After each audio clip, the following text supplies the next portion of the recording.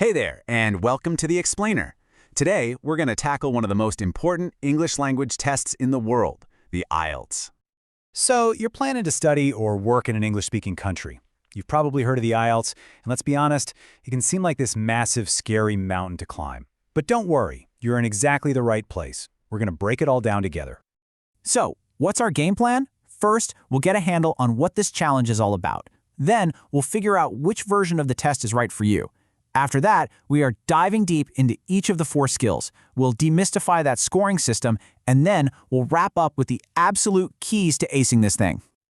Okay, so what in the world is the IELTS? Well, the fancy name is the International English Language Testing System. But what it really is, it's a test to see how well you can actually survive and communicate in an English-speaking environment, whether that's a university classroom or a new workplace. Here it is, the whole shebang in one table. You've got 4 parts: listening, reading, writing, and speaking. The whole thing clocks in at just under 3 hours. So yeah, you've got to be prepared. It's definitely a marathon, not a sprint. All right, first things first. This is probably the most important decision you'll make before you even start studying, academic or general training. And you really don't want to get this wrong, because picking the wrong one could mean you have to do this all over again. Luckily, it's pretty straightforward. Think of it this way. Are you going to university for a degree? You're almost certainly going to need the academic test. Are you going for job training or for immigration? Then the general training test is probably the one for you. Okay, let's get into the nitty-gritty of the test itself, starting with listening.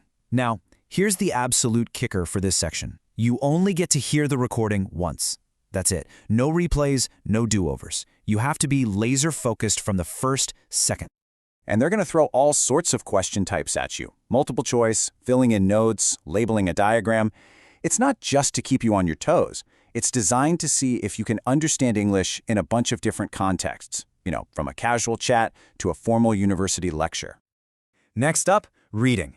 The setup is simple but intense. You've got exactly 60 minutes to read 3 pretty long passages and answer about 40 questions. And trust me, the passages get more difficult as you move from the first one to the last. And this is where that whole academic versus general thing really makes a difference. If you're taking the academic test, get ready for some dense, complex texts. We're talking stuff from scientific journals and academic books.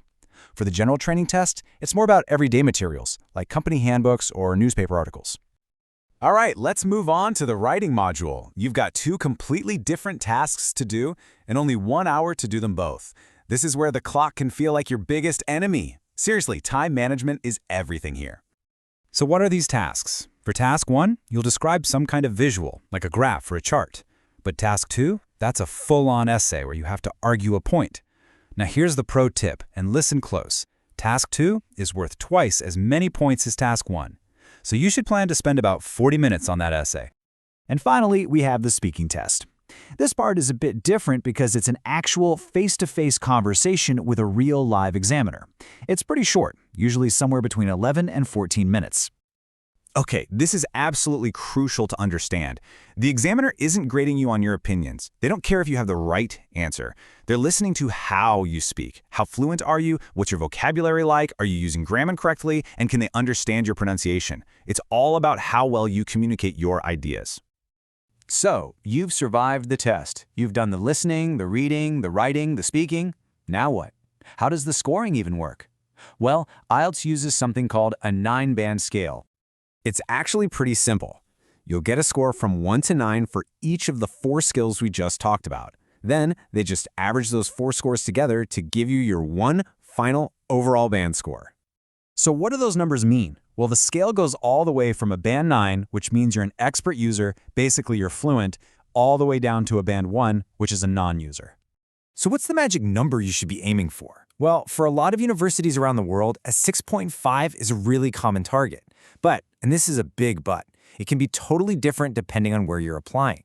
A top-tier law school might want a 7.5 or even higher. The bottom line, don't guess. Go to the website of your dream school and find their exact requirement.